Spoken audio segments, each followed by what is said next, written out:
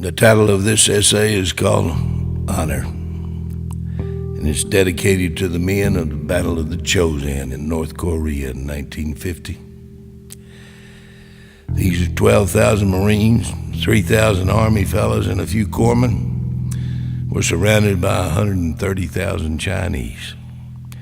They were cut off by air, land, and sea.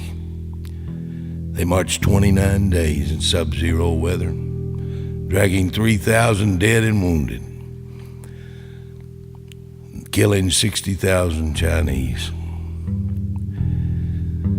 I picked this battle as a place where I want to make a stand for the widows of the men of the Chosin. I picked this essay because I made a promise to Joe Cox and Cecil Lister right before they died that I would do everything I could to help their wives. And I've tried everything.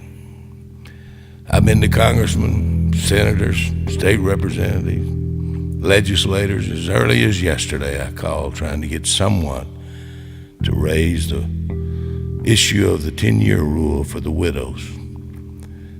I don't understand why we would subject men to the horrors of the Chosin and not honor their wives or them. If you don't honor the Chosin, then how can you honor Iwo Jima or Guadalcanal or the Battle of the Bulge? So I'm only talking about one battle, but this is for all the widows of all the battles. This is for the men who stood up against unbelievable odds and incredibly difficult moments to keep this country free, to keep their widows and their wives and their children free and happy and healthy. So if you tell a veteran he's 100% service-connected, permanent, total, and he's got to live 10 years, that don't sound like much to a Vietnam or Iraq boy. But to a World War II Korean guy, that's a pretty short time.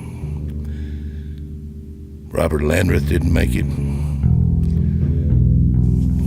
Joe Cox didn't make it. Cecil Lister didn't make it. Donald O'Connor didn't make it. Donald Sparks didn't make it. But their wives are still here, still searching for their honor, their justice for what they and their husbands gave up at the Chosin. So no matter what they die of, every person that was at the Chosin ultimately pays the price, the ultimate price, because whatever they die of certainly began at the Chosin. The harsh weather, the brutal terrain, the unbelievable odds, the killing that they had to do. I remember how Joe shook when he told me about firing those quad 50s into thousands of Chinese, firing him till he couldn't fire no more, firing him till he shook. He shook till the day he died from the firing of those guns at the Chosin. Those men made it, only to die before their honor was fully given. So if you honor yourself, you honor this country, honor the widows of the Chosin. Talk to them, talk to your mothers, talk to your grandmothers, your aunts, talk to your friends.